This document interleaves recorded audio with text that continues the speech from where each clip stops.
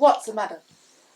Who's out there? I think Minnie's got a bad feeling about the Valeyard. It's just, she doesn't know what the Valeyard is. She's a dog. She can't comprehend. Min, I think we should stop barking at the window. Okay. That's really irritating, That's Minnie. a good girl, you little weirdo. Hey everyone, I'm Chris. And I'm not Chris. And you're watching Minnie, Minsko, Minnie Hugh. She's got Hugh. something on her head. Good day to you, Min Hugh. Sit. Oh, alright, okay, sit there, fine. Welcome to Doctor Who Review. She's got something on her head. Me, man, and my wife, Letew, talking about Doctor Who. And what have we watched this week, Letew? We have watched The Trial of a Time Lord. This is the second series with Colin Bickier as the Doctor. It's quite different from the last series, because obviously he'd just become the Doctor and he was still trying to find himself. It's a shame that this is his last series, because I don't feel like he had that much of a chance to be himself. Do you know what I mean? Yeah. Once he had found his Doctor, by the time he found it, it was like, and the end. By the time the wind had blown, the weather ran around. It's odd because we kind of get two versions of his Doctor in this. Last series, like again, for those who didn't catch the season 22 video, I really love season 22. Yeah. I love it. And I was absolutely delighted to find that you also ended up really enjoying it. Really enjoyed it, and it threw me off. I didn't appreciate it. You appreciate it? No, I did appreciate it, but I Right. didn't appreciate it. Appreciate it. What's it for? But like, I love it, and as a result, I grew as part of that to really love the dynamic of the Doctor being a bit antsy and a bit of an arsehole. Ultimately, still a hero, a good guy who will do the right thing. But he's a tosser, and he's unnecessarily shitty to Perry sometimes. Yeah. Not abusive, just just nasty. But she would put him in his place. And that's kind of the fun of it. Is unlike, sort of early Tegan and everything, where it's just like, I hate this. I hate what is this, Doctor? Oh my God, can we go back to the TARDIS? Like, Perry's not like that. She only gives sort of nasty back to him when he's unnecessarily nasty to her. Yeah. They're like friends who bicker.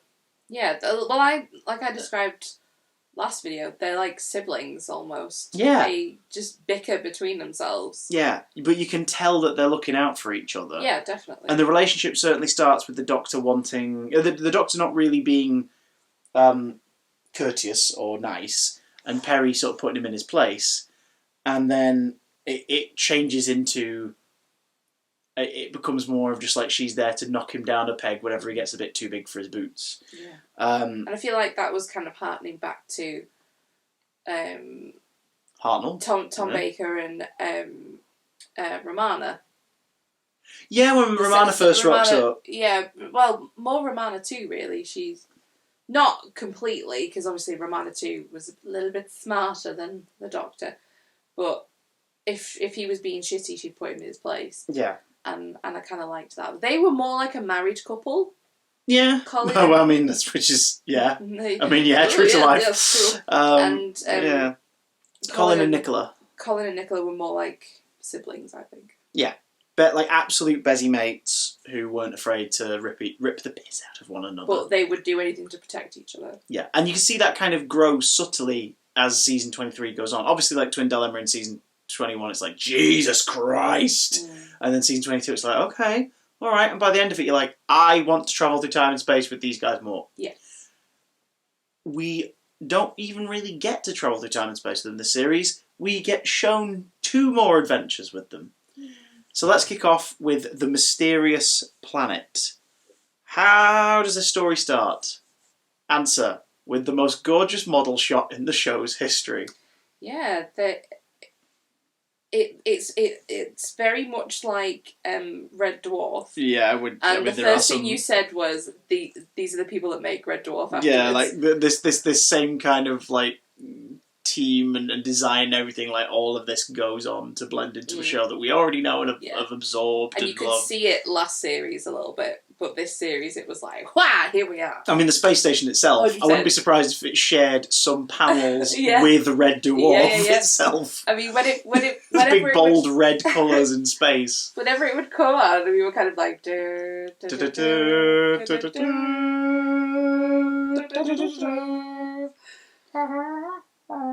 because it could have been from Red Dwarf. But yeah, it's a space station on which the Doctor is transmatted. He's just sucked there and brought there. Is it ever like revealed what that whole space station is? Because it's obviously owned by Time Lords. I can't recall, but I think it's to be independent of Gallifrey itself. It's that whole thing of like it's separate. It's a Gallifreyan space station, according to. So is it summary. how they keep track of everything away from Gallifrey? I guess it's that it's sort of off-world. Yeah, it's off-world. I guess it's kind of a with this court, because it's the court of Gallifrey. They're not connected necessarily to like the High Council and people we've seen before. They're a separate entity. Yeah. So that they can judge things sort of like in a non-biased way. So also, I guess it's like if they have like a dangerous criminal on trial, for example, like you kind of want to keep them away from the Panopticon and Central Gallifrey and Citadel, like people and places. So you would try them in a separate location. And the Doctor's been brought aboard and put on trial, seemingly in the middle of an adventure. Like he barely remembers what's happening. He's like, right, hang on, what's going on? Where's Perry? What's happening? And they're like, hey, calm your tits. And we're met by the Inquisitor, who's in charge of it all, played by Linda Bellingham, who later on will go on to refer to her as Sagacity. Sagacity, which seems to be that's some form of... Oh, that's the only thing I can think of when I hear that name. Oh God. It seems to be some form of slightly endearment that a character uses to suck up to her. So I guess it implies that maybe it's like her, like her preferred nickname, and the Doctor's like, oh, piss off. Yeah, it's like, no, be doing that as all yet. But she's there to oversee a trial that has been brought about by the prosecution for the Doctor, Michael Jaston, having an absolute ball playing the Knackers Yard. Sorry, the Scrap Yard. Sorry, the Bone Yard. Sorry, the Valley Yard. That recurring joke doesn't make any sense. Like, it seems like... we still joke about it. We still joke about it, but it was weird that the Doctor was like, I've annoyed him, so I'm going to call him a bad nickname. He's the Knackers Yard. It's like... Right. Knackers Yard. Okay, like, he's the Boneyard. It's like, okay, that doesn't really... He's a lanyard. Yeah, like, it doesn't work. It's like, that doesn't annoy him. Getting his name wrong doesn't annoy him. Yeah. But the lanyard... Sorry. The Valyard is like, right, you've been meddling with time way too much, we're sick of it, and I want it proved to the court that you take part in events that lead to death and destruction everywhere of your own accord, and that we hate you and you're shit, mate. We're going to get you killed. And the Doctor's like, his words exactly. The Doctor's like, I go around doing my own thing, and I help people where I can. Like, leave me alone. The Valyard's like, right, I'll prove that's not the case. I'm going to use the Matrix, which we last saw in Deadly Assassin. Like we've heard of it since. Like it was affected in the Arc of Infinity when the Doctor was sentenced to death. Yeah. It's the sum of all Time Lord knowledge. It's a big computerized hub. It's a separate reality. It knows all and sees all. And we learn in this story that every TARDIS now has somehow, even though the Doctor was unaware of this before, and to the point where he's like, my TARDIS is older. Why would it have these things in it? Unless somebody's snuck Unless somebody's added it to the TARDIS when he's, it's part of an ongoing scheme.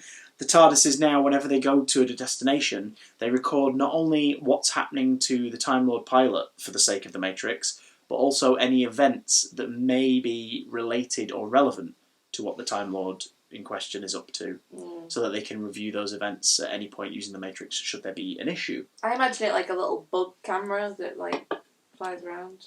Maybe. Which is really weird. I mean, some of the shots that they get, it's like, how would you possibly do that? Exactly. But the first incident that is brought up before the court is the Doctor and Perry arriving on Ravalox, a planet which has like tribes on the surface, slightly slightly more well-off colonies who are trying to build a society based on ancient remnants living underground, and then like the even more better off assistants to the Immortal, who is the one who sort of oversees the local area. I feel a bit like they are running out of ideas for names, because Razalon, you know, they're kind of losing the grip of figuring out cool spacey future names for planets and ships and civilizations. It's just I just ignore what they're called now because I'm like, you just go, oh, the big thing with the flat head, oh, the green one. Well, the Immortal turns out to be a robot called Drathro, which made me laugh because I kept hearing them say Jethro. Jethro, yeah. Yeah. And Drathro is like, yeah, I crashed here ages ago, and the society sort of built around me a little bit, and I just want to get repaired. Like, I run on a very specific fuel thing, and I'm going to die. So I need someone to go get it for me, and the tribes might have access to it. And long story short, the stuff with the Immortal in this is really dull. Yeah. The stuff with him is really dull. The back and forth is really dull. It's confusing how it came about. The only interesting thing in his storyline, in his immediate storyline, is Sabalom Glitz and Dobber, who are there on the planet. Dibber, sorry. Who we learn are there to steal a very specific resource. And it turns out a Dibber is the sort of currently hired henchman to Glitz. Yeah. And Glitz is basically a criminal for hire. And he nicks what he can, pretends it's all in the interest of philanthropy, and he wants to get hold of the piece of technology and this, that, and the other. But we learn that ultimately it's because there's a box he's trying to recover with technology that he wants to nick. And later on in the story, when that goes wrong and the box gets destroyed, they're like, well, we could just take apart Drathro and sell his parts and make a shed load of money, so let's do that instead. Like, Glitz as a subplot is thingy, and this was the last story written by Robert Holmes, coming back to write a story for them. And Glitz and Dibber are a very classic Robert Holmes style double act. He always has at least one double act in each of his stories that works really well. Yeah. My personal favourite being Blood Axe and Iron Gron, the Time Warrior. I love him. I love that story. But he's great with his double acts, and Glitz and Dibber are a great double act. Did he come up? He came up with the double act in the kind of offensive one, the Talons of Weng Chiang. Yeah. I can't remember if that's a Robert Holmes script. I'll have to look that up because I can't remember off the top of my head. But Jago and Lightfoot could be one of his. That's interesting the way it intrudes. The tribes up top, led by Queen Katrika, played by Carry On's very own Joan Sims, loving every moment she's getting to ham it up. Absolutely. That's an interesting element, but the most interesting part of this is something which doesn't really pay off till later, which is they get there and Perry's like, feels like Earth, and Doctor's like, yeah, similar atmosphere and stuff, but we're like 2 light years away or whatever it is. Is it 2 light years? 200 light years away? I'll figure it out. 200 sounds more epic. Yeah, it does. Basically, it's not in the same. It's not in the same solar system. And then when they find the underground thingy, they're like, well, these tunnels look familiar. Hang on, that is literally the sign for Marble Arch. What the hell is happening? Well, when they were going down into the tunnels, I was like, I said to Eden, I was like, God, that looks like an escalator. And you can see wires sticking out of the wall. And I was like, oh, they're in the underground. They're 100% in the underground. So that's kind of scary. Yeah. Because you're like, what the hell's happening? And when they meet like the people living in the tunnels in their society, like there are 3 books from the before times, because they talk about how there was a big solar event and it wiped out a load of life, and that's why they made it underground. And the tribes up top is like slowly trying to regain populace and areas, and it's essentially it's the story of like the apocalypse rains down from space, and who are left a generation or 4 later are now like, yeah, we know what happened, and we know that we used to be more advanced, and we're just trying to find a way to live. But like they have like 3 books from the before times, which are, God, I hope they're listed here because it was a great idea. One of them was one of them Moby Dick. Yeah, I think one was Moby Dick, and then... Oh, God. Someone in the comments remind me what they are, because it's bloody funny. Like, one of them was really, like a really bird funny. watching book. Yeah, like every time they brought it up, it was like, oh, God, that is wonderful. It's, it's... The idea of, like, why is it Earth? Like, this doesn't make any sense. Was Earth duplicated? Is Ravolox like a duplicate of Earth that's been put somewhere else? Like, why would that happen? Who would do such a thing? That's the most interesting part of the premise, but doesn't get paid off till later anyway. Yeah. But it's like, okay, all right. This, as a result, is fine. It's boring. The only thing that's really interesting overall as an experience for this is the trial. The idea of, why are we watching this soul adventure? What's going on? Yeah. And the only real interesting part of that is the bit where we see Glitz and Dibber having a conversation about something, and part of it gets scrubbed. It's redacted. Yeah, and you don't know why. You're like, hang on, we can't hear them. And the doctor's like, what the hell's going on? The Inquisitor, she sort of makes a point of being like, look, everything that we're being shown, that the Valiard has gathered, and that we're being shown by the Matrix, is only relevant to the trial. Like, people can't mess with the Matrix. People can't mess with the Matrix. That's not doable. It's like, we've seen The Deadly Assassin. People can mess around in it, but, like, you know, she's saying the evidence can't be tampered with. It's like, well, why is what Glitz is talking about here censored?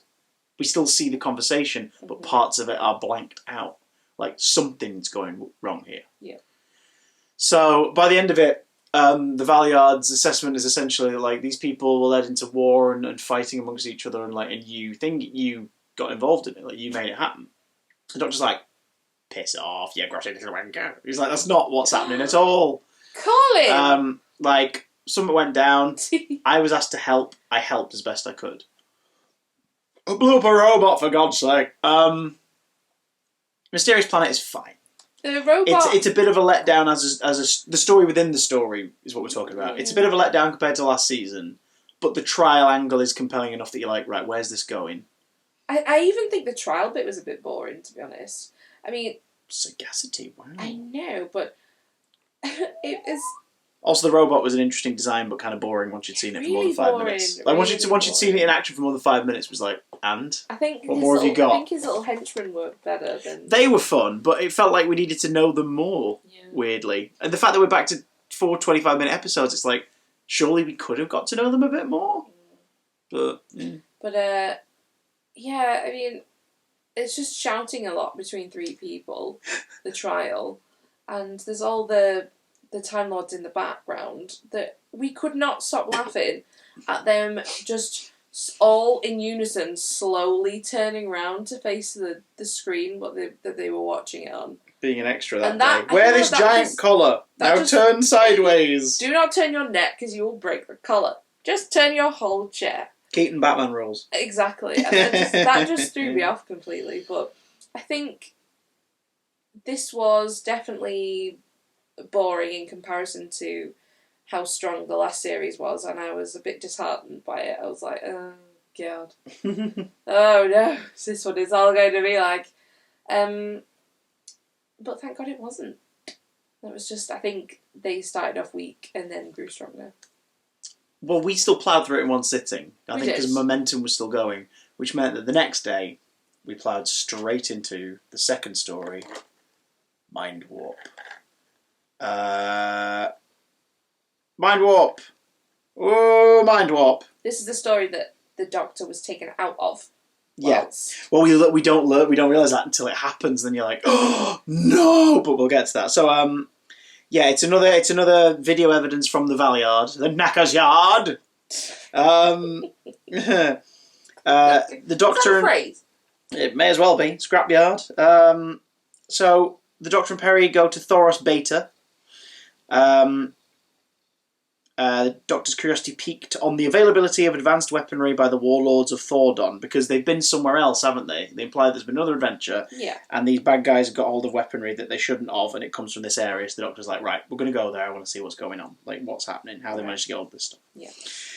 And they get there to find that it's a cave system, and the Mentors is what they keep calling them, which is basically like the the tutelage of alien species that work and live here, that run the scientific experiments and weapons experiments that are going on here. It's essentially a place for like human testing. Yeah. With the scientist called Crozier, who is sort of under pressure of the employ of the people who are telling him what to do, but clearly also kind of relishing the challenges of he's kind of messing with. hungry. Yeah, like he isn't like the surprise villain. It doesn't suddenly become like he takes charge of it all, but he's like enjoying what he's doing. Yeah, absolutely.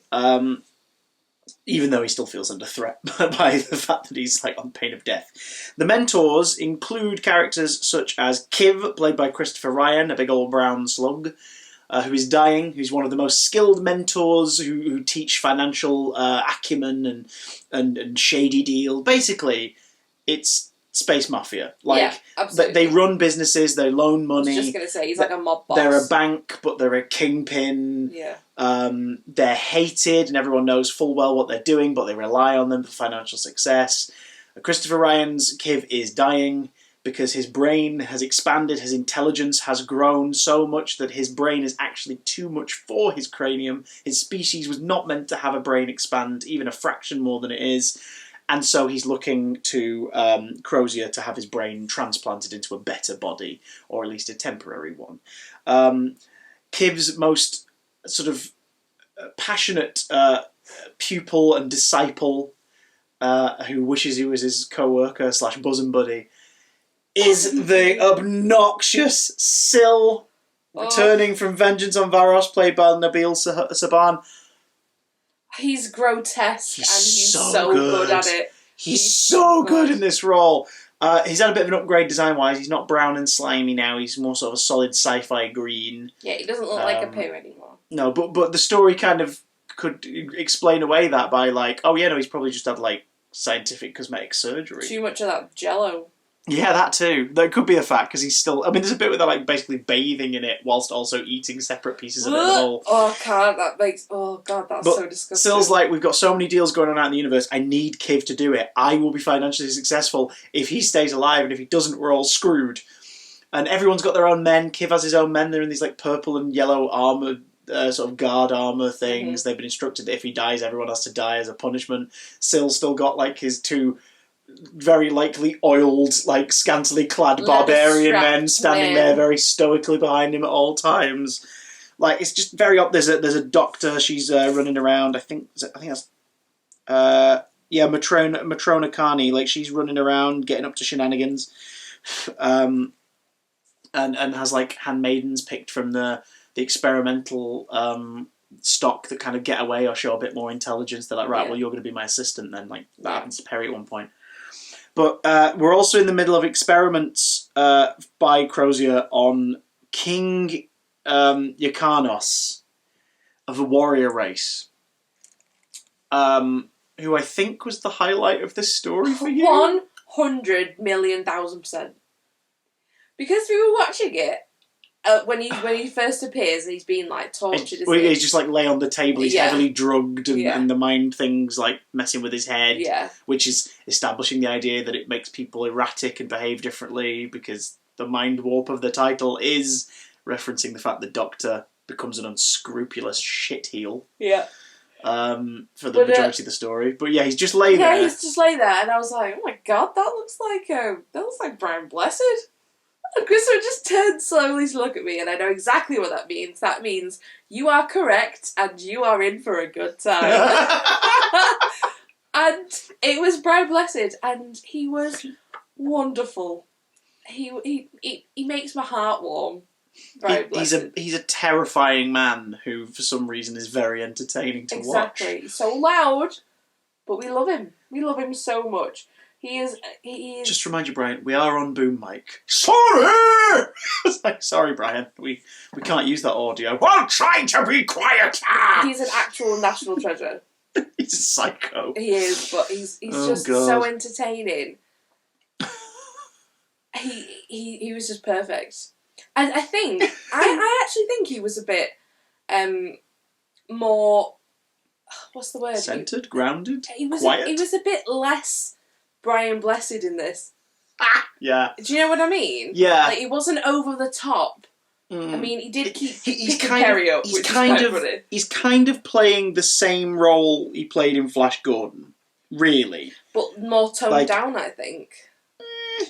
Gordon's alive. Yeah, what the hell's that character called? Big Eagle bloke. But even though his makeup even looked similar, but no, he was really good in it. That's going to bug me if I don't find out. His race are very much Prince Voltan. He was basically playing Prince Voltan, but without wings. Yeah. Yeah. His race are very much honor bound. Yeah, they're a bit like the Sontarans, aren't they? That to die, a good death would be in battle. Yeah, and that's what he wants. Yeah. Like, he wants to die, and then, like, later on, Perry sort of like, is that literally everything? He's like, no, like, when we die, we come back as a new warrior to do it again. Until eventually, when you've been so good, you are born a king. Yeah. Which is what I am. And then she's like, right, what happens after that? And he's like, I go to the afterlife, like, where it's basically Valhalla. Essentially Valhalla, like, yeah. But with more fighting. Yeah. It's like, oh shit, okay. Which amuses her. Okay. At that point, she's so stressed out by everything that when she hears that, she just, like, very sort of... very pleasantly starts pissing herself with laughter. And he's very charmed by that. Yeah. Yeah, he thinks she's beautiful, but not in that creepy way other characters have been treating it. It's more just sort of like, you have a fighting spirit, you temper me, one day I will make you my wife. It's in that very kind of traditional sort of like, okay there, buddy! But they obviously do grow affectionate toward each other in the story. Not in like a played-up romance kind of way. In like a, these two completely get each other and respect each other kind of way. The PS later implies there was more to it, but it was added in.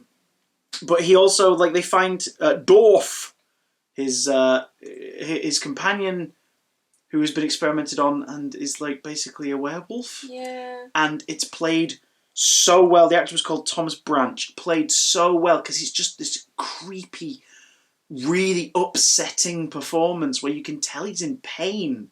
Like, all the time. That makeup, though. That was great. Fabulous. The teeth slightly too big for the mouth, so it always looks like he's kind of like his jaws straining to breathe. He can't close his mouth. Yeah, it's brilliant. It really did look like that snout was an extension of his face. The makeup was really, really good for that. But you could also kind of understand what he was saying. It wasn't too much of a hindrance. It was very well played. Yeah. The whole point of this story being shown is that the Valeyard is like, once again, the Doctor gets involved with something and lots of people die. They keep talking about how he puts his companions at risk, in danger, at risk. And that's the big point here, because the Doctor gets mind warped, and as a result, he starts acting a lot more cowardly and he's more bothered about himself. Completely in his own self-interest. Yeah. Like, he abandons Perry. He sides with Syl. He's like, I'll hand myself over. He teams up with... he has some of the marshmallow. Do you know... he teams up with Crozier to help him, even though the whole time Syl and Crozier are like, maybe we'll use the Doctor's body as Kiv's new vessel. And the Doctor eventually kind of becomes aware of that and tortures Perry for information by, like, nearly letting her drown on the coast of the planet. That was pretty brutal. And then, like leans into her and he's like, no, I'm your friend. I want to get you out of here. Because if I get you out of here, then I can go as well, and they won't use me as the body for Kiv. And maybe we can turn it to our advantage. And it's like, oh, for God's sake, you're still evil. Basically, the story is Evil Doctor. It is Evil Doctor. It's like the two Doctors last year with the Androgam, like the second Doctor becoming an Androgam. We get to see what happens if a Doctor becomes a bad guy. Yeah. And in this case, it's like all the worst traits of this character, his slight selfishness, his egotism, his survivor's instinct, like sometimes going a bit too far with it. All of it here is channeled into basically a nasty individual. And it's horrible to watch. And Perry's like, at first she's trying to get him back. Like, trying to convince him to come back round to her way. Yeah. But it's not happening. And you can see sort of eventually she kind of resigns to the fact that, no, me and King Ikanos and Dorf, we have to put this right. And again, it's just Perry being proactive. She's been one of the strongest companions in years. She really has. Keen botanist, doesn't take crap, is unafraid to be afraid. Yeah. But is super like assertive, will take charge, will do what needs to be done and actually get stuff done, whilst being adorable. She's great. Nicola Bryant brings so much to it. I think on paper, I think with a different actor, it might not have worked. No, I agree. But she brings so much to it, and it makes this story extra freaking sad. Because even though we see footage has been possibly switched again, as the Doctor's... Because the thing is, there's no sort of moment where he's like, oh, I'm back to normal. It's like gradually over episode 3 and 4, you see his sense starting to return as his brain heals from the mind warp. And by this point, they've had Kiv put in a different body that's sort of like a temporary one of the same species, so we can continue the negotiations. On the beach. Yes, we can continue the negotiations with the little red lizard man who looks like something out of Super Mario. Yep. And we have this whole bit where like they interrogate this other member of that race who's just having a bath downstairs, and he's like, "Oh, for God's sake! Like he'll do anything as long as the king isn't shouting." Yeah. Like he was funny. There's a lot of great stuff. Like this makes a brilliant sequel to Vengeance on Varos. It's like we liked Syl. Let's learn more about where he comes from and his organisation. The sets as well were fantastic. I mean, lots of corridors, but all very distinguished. Yeah, yeah. The head of the guard, the main security dude, he's reveling in being like a nasty piece of work. He was brilliant. It looked like he's like, I'm just doing my job, but he clearly is enjoying it a little too much. It properly looked like a villain's lair kind of thing. The villains. Yeah, like, it was like we were in a Bond villain's volcano base. That's exactly what I was thinking. Yeah, the head of the sort of the mini rebel kind of gang, the people who managed to get away from the experiments, who were living in the tunnels trying to survive, that the mentors and co are completely aware of, but they're literally no threat to us. Like, it doesn't matter. Like, he was a good character. Like, you could see how baffled he was by everything that was happening, but was still like, yep, all right, let's go ahead with it. That's some great stuff. But then, as the Doctor is racing to actually put things right, as Peri is laid on the slab to become the host for Kiv, right down to them shaving her hair, was that the point where you were like, where is this going? Because you sort of assumed that the Doctor would get there just in time. Yeah.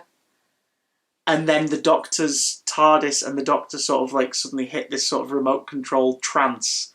He like walks back into it, and it gets tractor beamed, and you realise this is the moment from the start of the series where he's brought to the trial. Oh my God. And he makes a point of saying, like, if anyone was harmed after that, it's because I wasn't there. And the Valeyard's like, look at the destruction you'd already started. You know what I mean? And you're like, oh my God, what is happening? When they were shaving her hair, I was like, okay, how are they going to get back from this? Yeah. Where are they going? Yeah, where are they going with it? They don't. Because Peri gets killed. Peri's mind is basically wiped. Her essence is erased completely. And for Kiv to be in her body. And Christopher Ryan, who's been fun in it, and it's worth noting, of course, this is the first role he'll play in Doctor Who, and he'll come back later and be bloody brilliant in it again. But, like, he's gone, and now it's Nicola Bryant with a very strong English voice and a filter making her sound terrifying. And when King Ykronos arrives, after having lost Dorf by this point, and sees what they've done to Peri, he opens fire and kills everyone in the room, including Peri.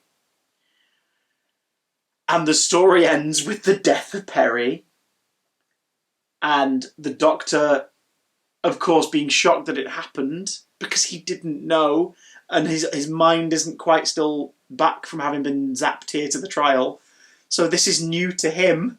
And it's like, oh my God. And you, like, when that story finished, you turned to me and you were like, no, but she isn't though, is she? I was like, yeah, she is. I got no warning. And I wasn't lying, because at the time of writing and filming of that story, that's what's happened. She is dead. Like, that was the plan. Because it comes out of nowhere and it's like, oh! In reality, Nicola Bryant was like worried that all the kerfuffle around the show was going to possibly impact her career going forward. So she like wanted to leave, but she didn't just want to jump ship. She was like, no, I want to work on it. I want to do another story or two with Colin. I want to like wrap up my time there. Yeah, which I think is a very smart idea. Yeah, and they've absolutely stayed busy mates ever since. So that obviously it clearly didn't feel, or at least doesn't come across as like oh fine, yeah, you bugger off, like leave me in the sinking ship. Like it feels very much like like we want to give Peri a big old send off, but it's really upsetting because you're like, regardless of which ending you choose to believe, dear viewer, because we'll carry on, like, she never gets to see her friend as her friend again. The last time she saw her friend as her friend was him being dragged into that thing and then putting the technology on his head. That was the last time she saw the Doctor as she knows him. It's like, that's really upsetting. Perry dead. What did you think of Mindwarp? I thought it was really good. It was very good at holding your attention the whole time. There was always something happening. Yeah, because all the way through I was kind of like, oh, is the Doctor just playing this up? And he's actually a good guy. And he's worming his way into the mentors. Yeah, exactly, and destroying it from the inside out. Nope. When it happened, and Perry was like shouting, but isn't Perry anymore. I was like, how are they going to solve this? What's going to happen? And then when it happened, I was genuinely really upset about it. You were? Because I loved Perry. To the point where I was like, we're going to watch the first episode of the next one right now, just so this isn't your lasting feeling right until tomorrow. Like, let's start the next story so you just got an idea of where the series is going. We had to have a cuddle afterwards, yeah. Didn't we? It was really bad. It was just like... I remember when I first watched it, I was like, I hadn't watched Series 22 or most of Series 22 when I first saw Trial of the Time Lord. My first ever Sixth Doctor story was The Two Doctors, because I was bought the Bred for War box set with the Sontaran stories in. So my next experience of Colin's stories was Trial of a Time Lord. Yeah. I watched this series, and I was just like, oh, Christ. Like, I didn't realise the importance of it. I was just sort of like, oh my God, they killed off a companion. Bloody hell. If you'd seen it, yeah. I wonder where it's going. Yeah, but like now now that I've grown to love this pairing, and now that we've recently spent time like watching them in order and everything, it's bloody horrible. That's horrible. It's a great bloody story, though. I'm angry and I'm upset. Good story. Very good story. Very good story. And the way that the Doctor's like, what happened? Yeah, it's like you killed Perry, because like, as far as he's concerned, him not being there is why she died. And the Valiants make the point of saying, no, she was already dead because of your actions. You suck. Ha ha ha ha. Suck it. So You quite said that. The Valiants clearly loving this trial. And the Inquisitor... You like seeing the Doctor squirm. Yeah. We cut to Trial of a Time Lord, episodes, 9 through 12? Terror of the Vervoids. So, at the start of this, there's been a recess. There's been a period of time between the end of the last story and this one. A window given to the Doctor to allow him to grieve and process what has happened to Perry.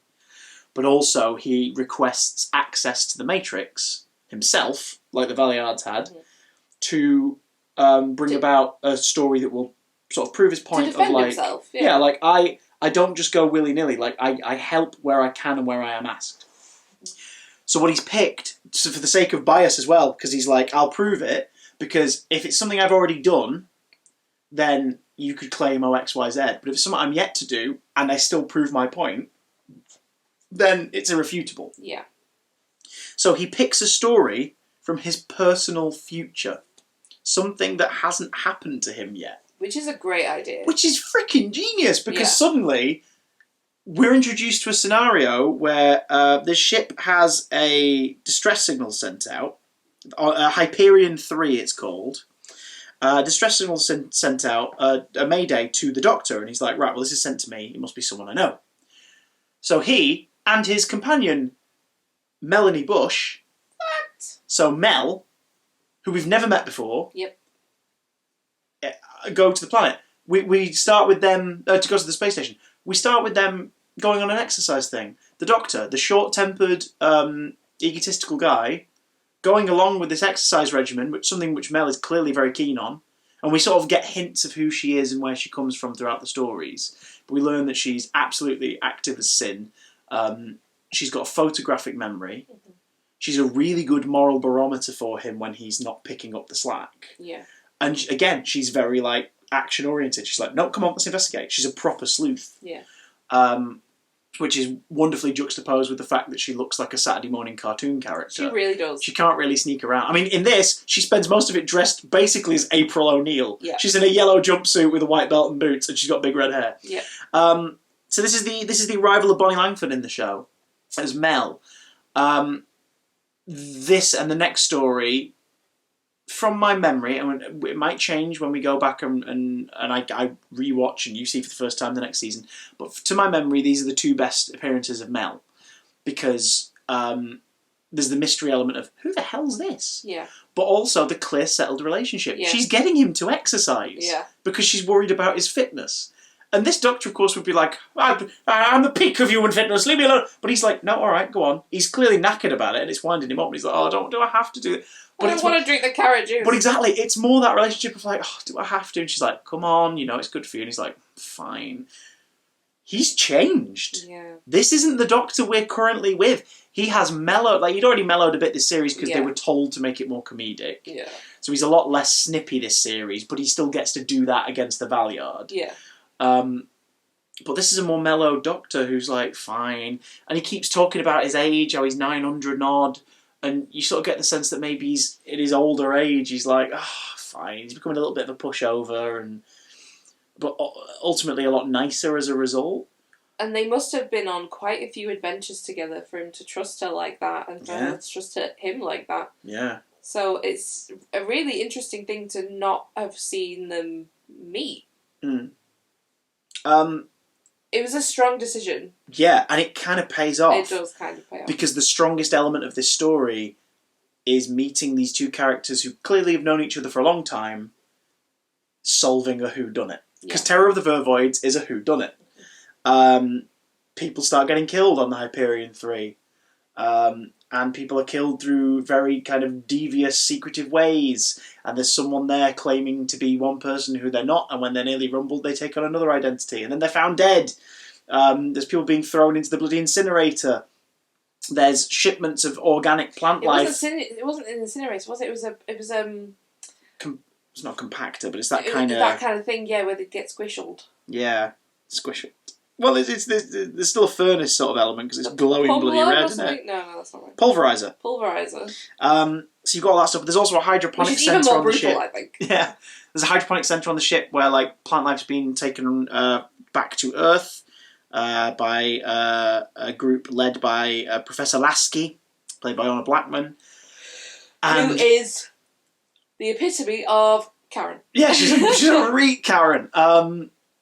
And it's this whole thing of like, right, some people are up to some shady shit. What's going on? I won't go into the full details of the plot, simply because if you've never seen it, it's kind of fun watching the mystery unfurl. Yeah. Because it doesn't quite go where you think it's going to go. But the whodunit is the strongest part. Like, they arrive on the Mayday call, they meet Commodore Travers, who apparently the Doctor has met before he was a Commodore, in a previous story. And the Commodore's like, oh, God, it's you, for Christ's sake. He's like, right, so you obviously sent the Mayday out to me. And he's like, nope, I have no idea what you're talking about. So the Doctor tries to narrow it down from the guest list who it could be. Someone he maybe knows or would have access to communicating to the TARDIS. Just think, if this were on a train or a ship, yeah, it'd be a Poirot story. Yeah, well, who's Poirot's chum? What's he called? Hastings. Hastings. So that's what I'm saying about this one. The Doctor's Poirot, Melanie's Hastings. It's that thing of these two people have known each other for ages and we're randomly joining them on an adventure. And there's a chemistry and you get their relationship and they're going to put everything together. Like you said, you put it on a boat, put it on a train. Like it's an Agatha Christie. Yeah. That's the best part of the Vervoid storyline. Yeah. The worst part of the Vervoid storyline is the Vervoids. Oh, Nelly! Again, without giving away too much detail of the whodunit, there is a plant life that becomes more than plant life. They were an experiment, weren't they? Yeah, and they're sort of... No, they're not an experiment. Well, yes and no. Again, without going into too much detail, they are here because someone wants to take advantage of this new life form for very depressingly heinous purposes. Yeah. But the plant life form is like, we have other ideas, and start to behave, they start to plan and scheme, but they also start to do things instinctively, which when the Doctor kind of highlights why, you're like, oh, that's really grim. There's some interesting, they've given them sort of some superpowers, because ultimately they're an alien species in Doctor Who, so they have like these darts that we thought knock people out, but they do more than that. We see the effects of somebody who's partially mutated by plant life. The problem is, the colouring of the DVD here softens the blow, really, but They look so bad. They look...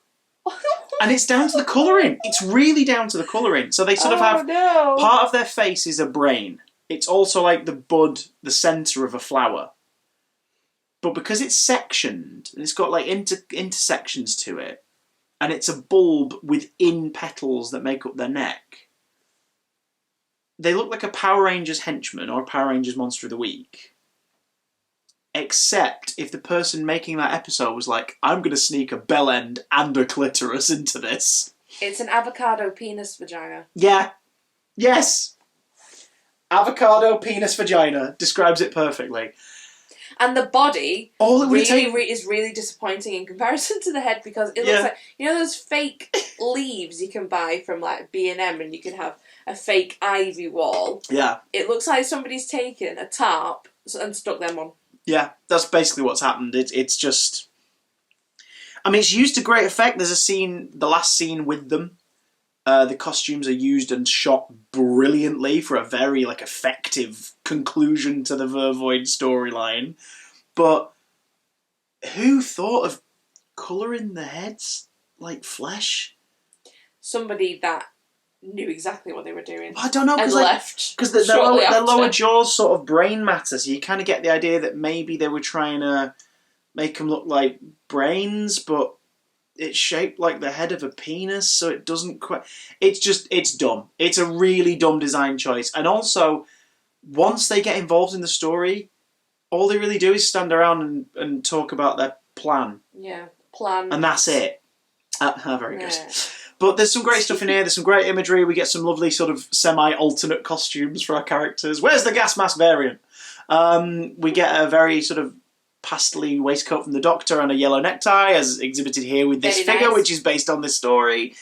It's got stars on it. It's cute. Why you gonna go and put stars on his scarf? It's a really good story, let down by its Monster of the Week. It very easily could have, should I say, dropped the Vervoids. Not add them in. Yeah.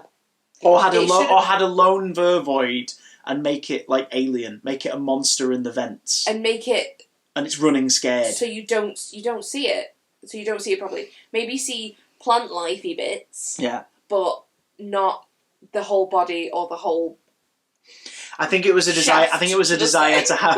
I think it was a desire to have a monster, because the next story doesn't really have one, and they wanted a monster in each story. So you've got Drathro in the first one. You've got Syl and Kiv in the second one, and Dorf. And here they wanted a monster, but it's like it would have been better as being an obscure thing.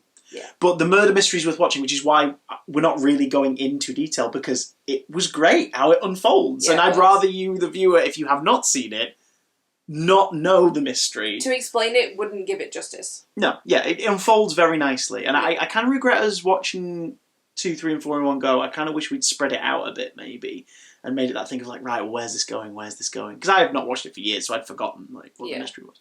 But the other thing is, this is a story from the Doctor's future, which he has watched in preparation to show it to the court. And yet, a couple of things happen that did not happen when he watched the footage. The communications room gets destroyed in the story so that people can't broadcast from Hyperion 3 to Earth. Mm-hmm. And when they're watching it, the Doctor takes an axe to the communications room. And destroys it, yeah. Which he's like, that didn't happen. He says, yes, the communications will become destroyed. That does occur, but not me. So someone is messing around with the Matrix. But by the end of it, the Valiard is like, right, okay, sure, there was a Mayday and you went to the thingy, and then a person of authority gave you the permission to do X, Y, Z. But were the Vervoids the only ones of their species? And the Doctor's like, well, yes, at this point in time, yeah. Which is good, because if they'd got to Earth, like if even a single leaf of theirs had touched the Earth, it would have like sprouted, they would have created more, and they would have killed everyone. They were reacting on instinct. They wanted to kill all animal life. Animal life, yeah.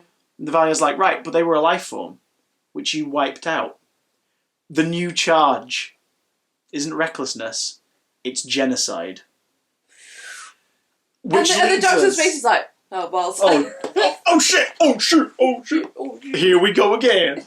Leading us into the final story, the 2-part, 50-minute conclusion to Trial of a Time Lord. the ultimate foe. Which is the story... Strap in, folks! Strap in! Which, as the story begins, you assume might be someone who reveals themselves in the first 5 minutes. Because we learn that the footage in The Matrix, some of it has been doctored by an outside party. Namely, the Master. Hooray! Yes, I've been pissing around in your footage and I found some rather curious things, Doctor. Your impression really freaks me out because it's getting better. Getting really good. It's and getting he better. says some really obscene things and it really unnerves me. I'm not going to share what he says because it's not appropriate. Is this a ballroom glitz? See, that's just adorable. So, as is Anthony Ainley, who it's been enough time since we've seen him. I'll forgive him for being in Doctor in Distress. And a canine computer. God. The Master shows up and is like, "Hi, Council, you alright? So, I'm broadcasting to you from within the Matrix. Yep, I've hacked my way in. But that's not the important thing. So, basically, I found out that someone's trying to destroy the Doctor. I want to get in on that. But the only reason I found this out is because someone else has been tampering around in the Matrix. Of course I'm doing it. I'm a villain. I'm a rogue. I've broke in because I want to get hold of some information. But the Valeyard's been doing it as well. He's been altering footage and altering accounts. Meaning that some of the stuff we've seen altered, we know that the Valeyard has indeed tampered with the evidence, which apparently, according to Inquisitor, is impossible. Mm-hmm. But we learn a couple things through the Master's interference. One, the High Council of Gallifrey have been up to some heinous stuff in secret. And to throw a spanner into the works and screw over the High Council, the Master wants to expose it. Yeah. So he has been after certain components of the Matrix technology as proof. Because it turns out the people living underground on a planet managed to get into Matrix technology. So the Time Lords, to stop them from getting any more information, threw their planet a couple of light years, or 200 light years away, which resulted in fireballs in the sky, comets, XYZ, wiping out a lot of the populace of the planet. All so they could keep access to the Matrix secret. So we don't learn what the ultimate scandal of the Time Lords is, but we learn the extent they went to again, it's the High Council, the extent they went to cover it up, which was to catapult Earth into a different solar system in its future in an attempt to stop things from being revealed. I want to see how they'd have done that. So, Ravalox from the Mysterious Planet... Slingshot. Yeah, Ravalox from the Mysterious Planet was Earth, which for a period of time in its history was placed somewhere else just to mess with it. So that in itself is another scandal, which is horrific. The reason Sabalom Glitz was on Ravalox to get hold of those certain computer components was because he was going to be paid handsomely, but he was being paid by the Master, who was like, that is proof that they've been tampering in the Matrix, go get it. Those components end up returning and playing a part here, because when Sabalom is in the Matrix, he's like, oh right, here they are, because of course they exist again in the Matrix. So Sabalom Glitz and Mel are teleported to the station to join the trial. Apparently the Master has scooped them out of their respective time periods in these like little space caskets that have sort of flung them there, so the Doctor could have evidence. The Doctor's like, right, why are you trying to help me? He's like, because I want to see the Doctor destroyed. But here's the thing. You're not the Doctor I'm trying to destroy today.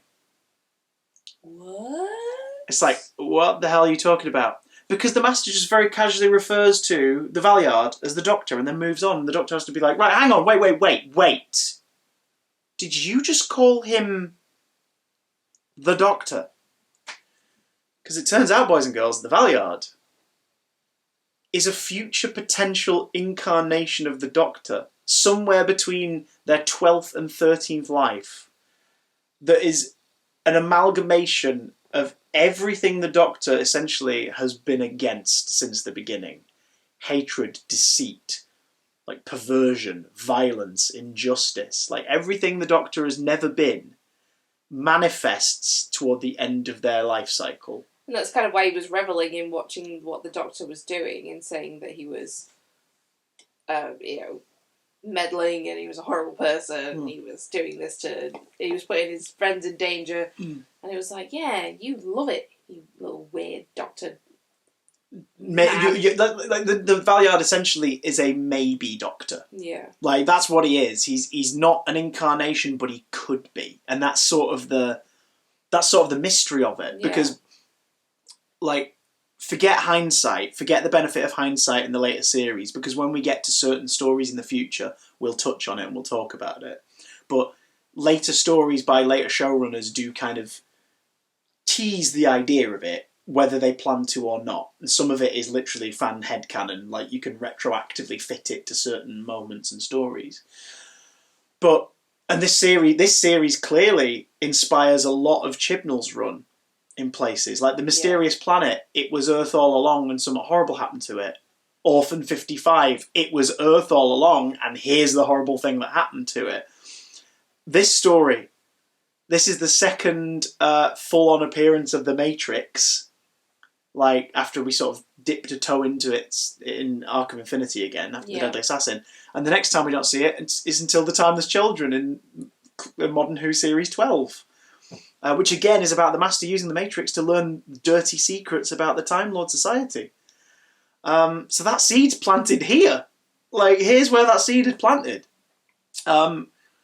But the Valeyard is like, yeah, I want the rest of your regenerations. I want your remaining lives. How does that work? Well, it doesn't really matter. Wibbly wobbly, you know what I'm saying? Like, he could take the remainder of the Doctor's lives and have them so he could... Because he's like, I realise my full potential. This is what I should have been. Yeah.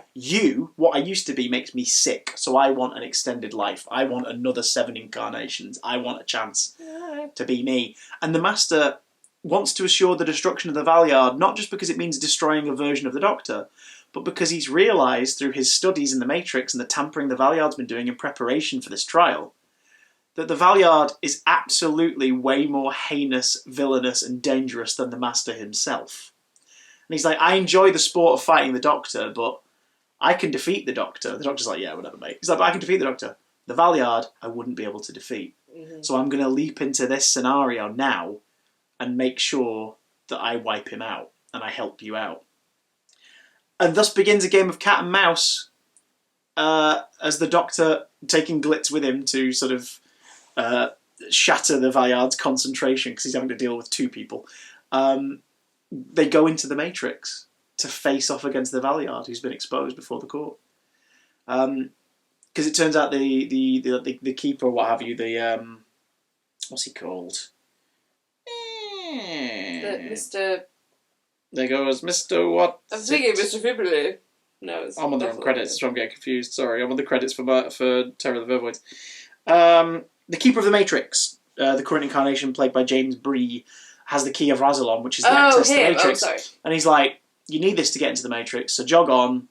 Like, you know, it's no one's hacked into the Matrix. And the Doctor's like, could be a copy. And then when the Master shows up, he's like, yeah, I made a copy. It's like, oh, okay. Like, I guess the key of Rassilon just went to Timpson's and they got another one cut. It kind of feels like, oh my god, I forgot.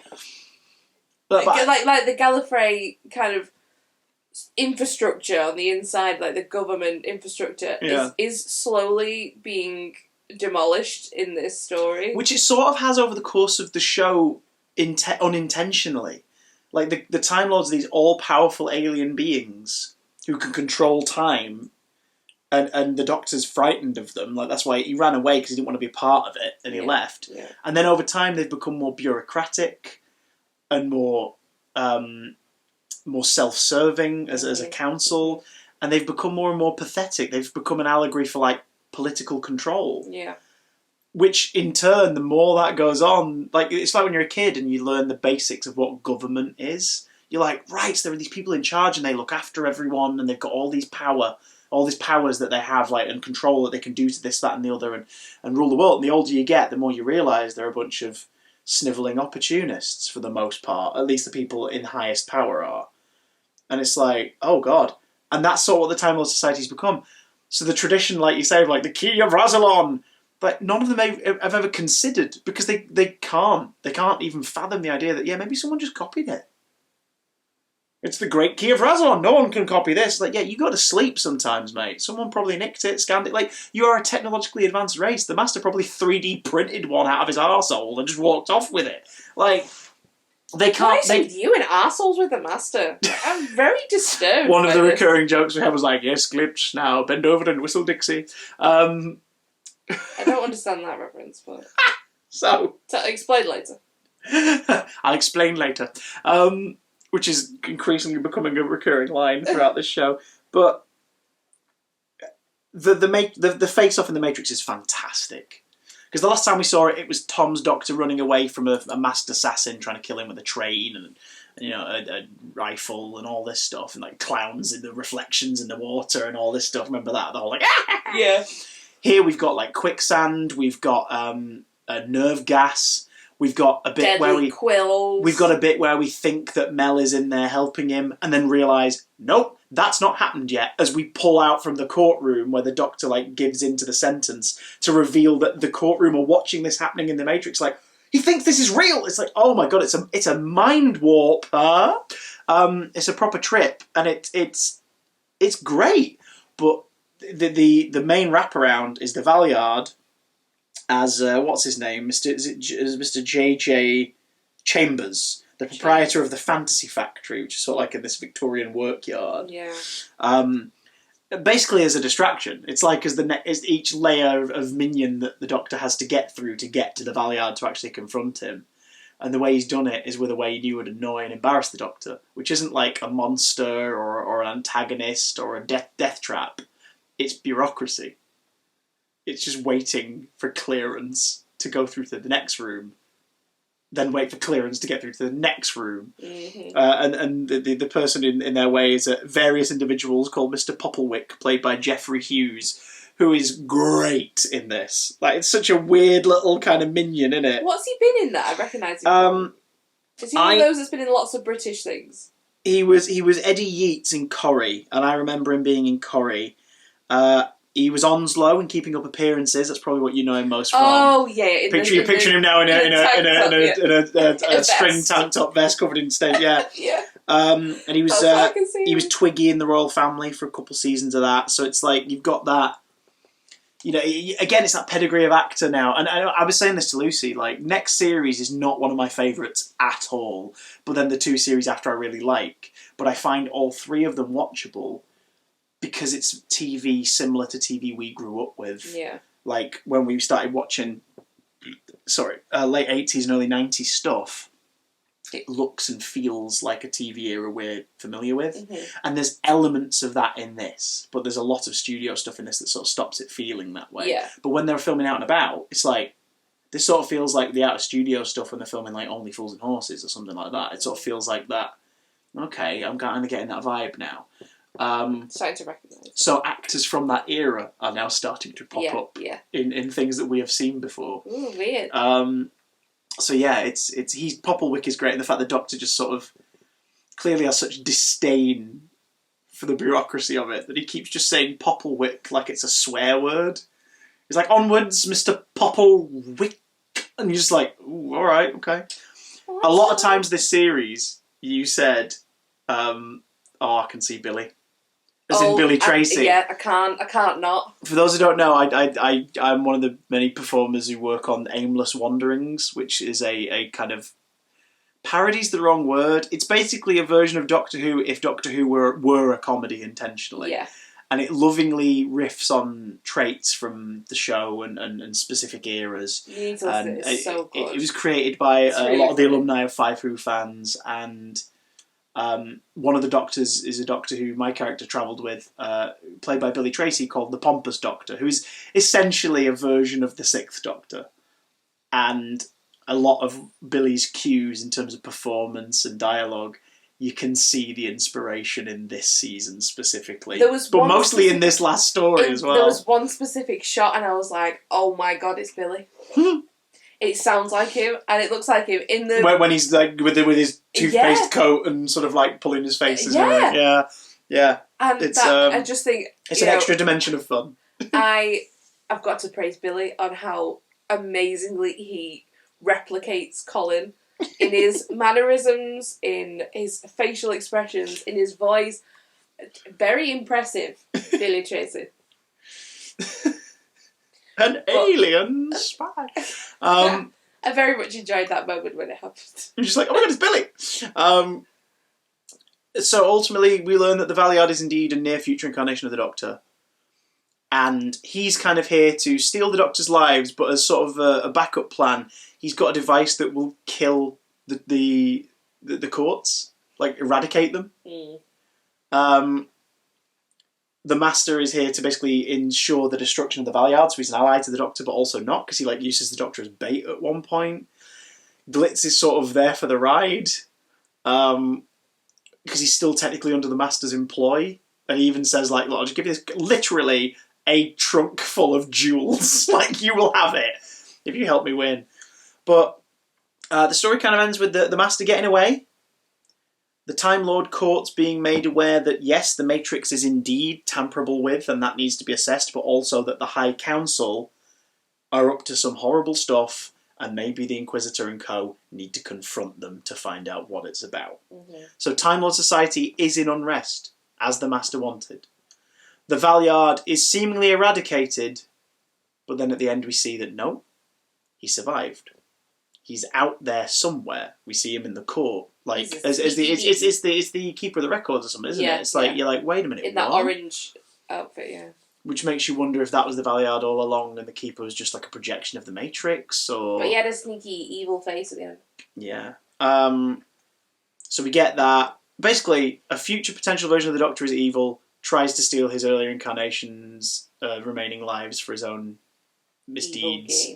And at the end, the Doctor and Mel go off together, having learnt two things.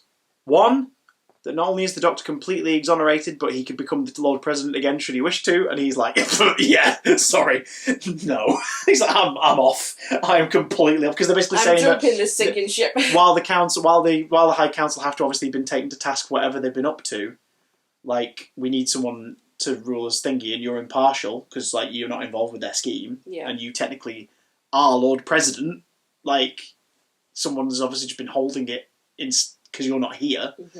And he's like, yeah, no, I'm off. He learns that Perry is alive. I don't think it's made clear whether or not the Master...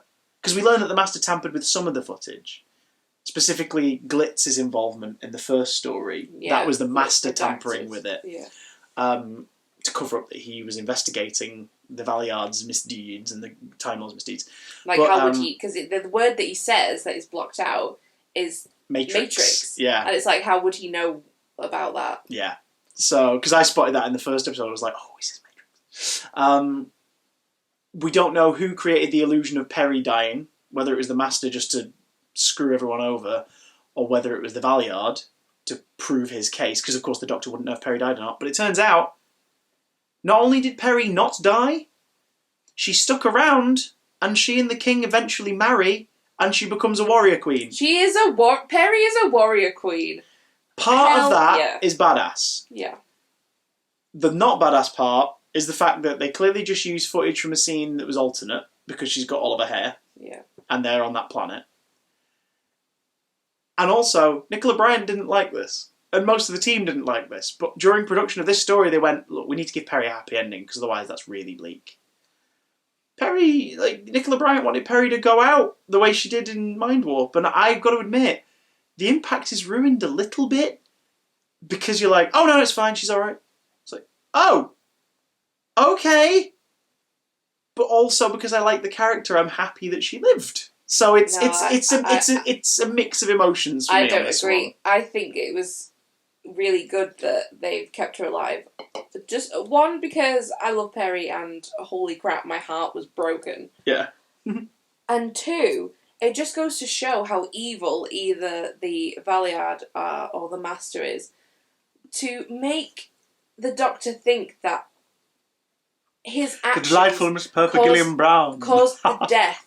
Not just she died, in battle or whatever. But she died a horrible death. A perverted death. She was erased. Yeah. She wasn't just killed, she was erased. And I think that that's really a really cruel thing to do to him. So the thought that it was all just for jokes, for lols, or to make the Valeyard's case stronger. Yeah. Yeah. But I think that's even worse. But then the Doctor and Mel go off. Because Sunset. Sabalom gets returned to where he was, the Master gets away, Yeah. the Valeyard is seemingly destroyed. Yeah. Except he's not. And then the Doctor and Mel go away. Creating a kind of... I can't remember which paradox it is now. But like that thing of because the adventure that they saw hadn't happened yet in the Doctor's personal timeline, the Terror of the Vervoids. It was a thing that, is likely to happen. But obviously if he lost the trial, that adventure wouldn't have happened. Yeah. So it's from the direction of everything going his way and him surviving. Which means it doesn't necessarily have to happen because time could go differently.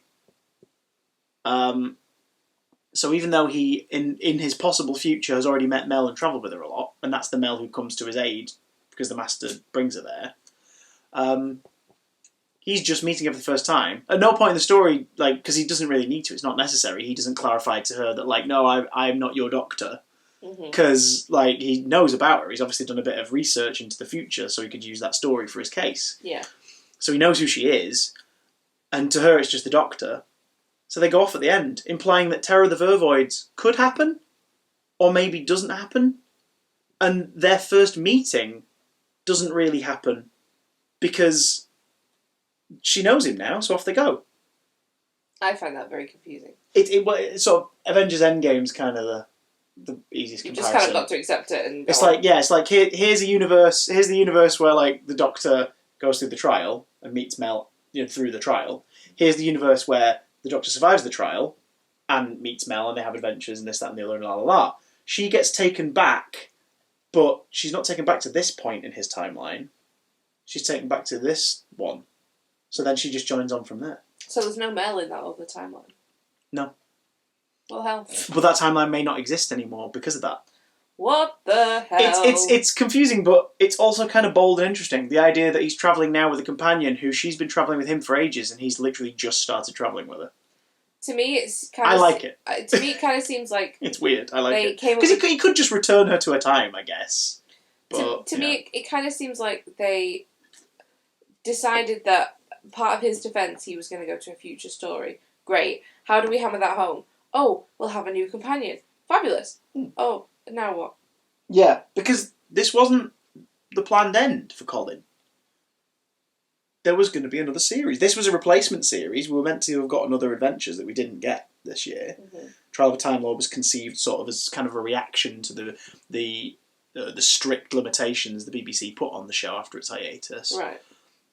And they made it because they were like, Doctor Who's on trial. Holy crap! Let's make it about the Doctor on trial. Let's just do it. Let's have him, put in a position where it is about people wanting him to win, which means that they'll rally behind him, which means they'll rally behind the show. And it's yeah, good call. Why not? But after this, and some complaints of violence and the ratings still being good, but just not being as good as they had been before. Because keep in mind, yes, there is a thing of a show running for the longest period ever. People do drop off. Those of you at home watching this who might watch soap operas, I guarantee at least once in your life you've probably stopped watching it for a bit because you've just grown a bit bored with it. And then later on you've gone, oh, I've not watched it in a while, and you watch it and you're like, oh, I don't know all these new people. And then a week later you're like, yeah, no, I'm invested enough, I'll keep watching again now. That's kind of what happened with Doctor Who. It was an institution. It'd been around consistently for 22 years.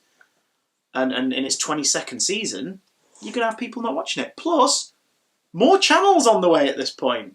TV was growing and expanding. There were new home entertainment. I didn't think of that. There'd be kids at home playing with, bloody, the BBC console and Commodores and, there are more things happening. Cinema is a more recurrent activity people can go and partake in because there are more films coming out.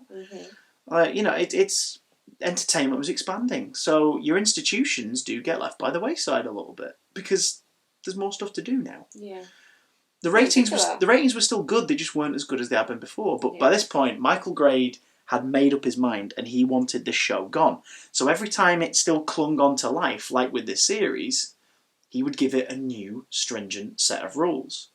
And in this case, it didn't do as well as expected, but it still did well enough to, be convincingly come on, let's keep it going. Look at the outcry that happened during it. Yeah. Do you want another terrible charity single?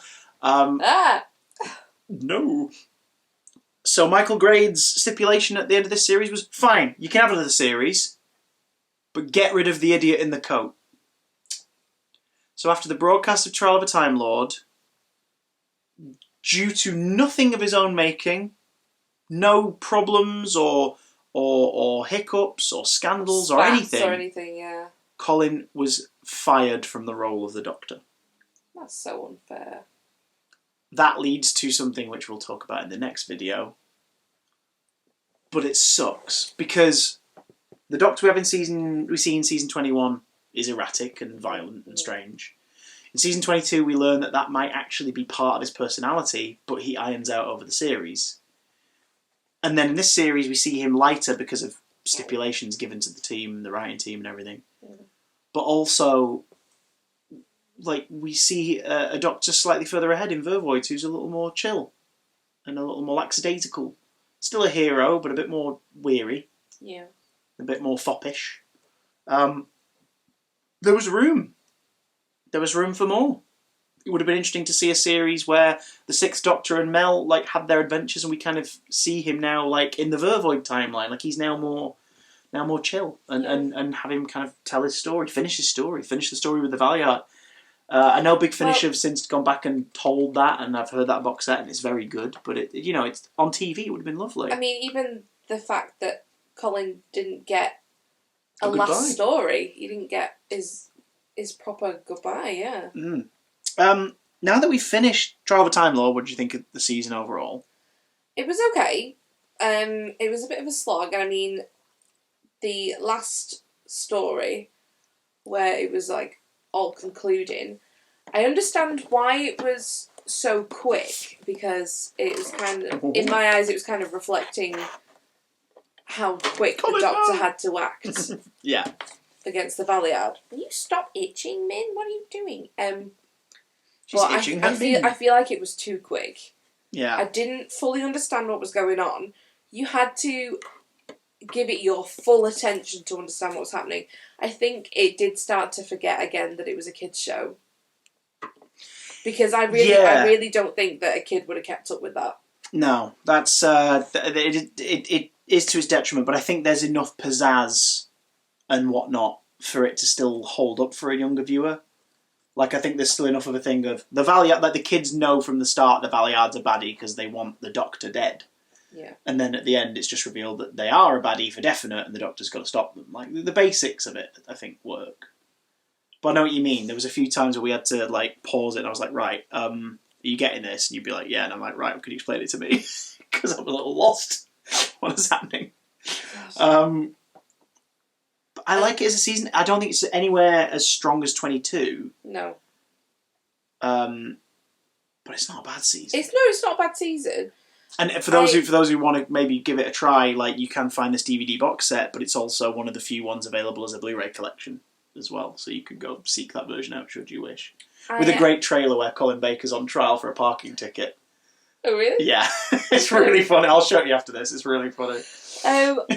All in all, I am sad that we get no more Colin. Which I did not think I was going to say. Can you imagine that being a thing you would have thought?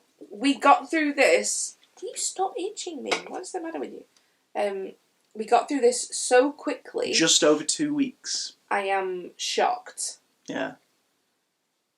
And I kind of wish that we'd maybe gone a little bit slower so we could have kept it going a little bit longer, just because he feels like such a quick Doctor that we didn't get to know him properly. And yet, like a couple of the later Doctors, his tenure lasts longer than what we actually see because of the amount of waiting around between stories. Like, he debuts at the end of season 21, we have a whole year, then we get him in season 23, and then we have a whole 18 months before he comes back in trial, and then it's done. Like, just finished, over. Bosh. I don't blame... No more Sixth Doctor. I don't blame Colin having some, bad feelings about it, because they did treat him badly. Mm. They did do him wrong. But I think the main thing I take away from it is I flipping hate that opening credit. The theme arrangement. Yeah, I hate it. It's too soft. It's too It loses boring. the oomph. Yeah, it's not like, oh, adventure's gonna start. No, it's this is Doctor Who. It was boring and it threw me off, and I'm really glad that it's not going to be ongoing. Well, brace yourself because things are about to change very drastically. We say goodbye to our beloved Colin. Goodbye, Colin. But up next, it's not the girl. It's the man I want. We'll see you next time. Goodness. What are your thoughts on season 23? Let us know down in the comments. And as always, carrot juice, carrot juice, carrot juice.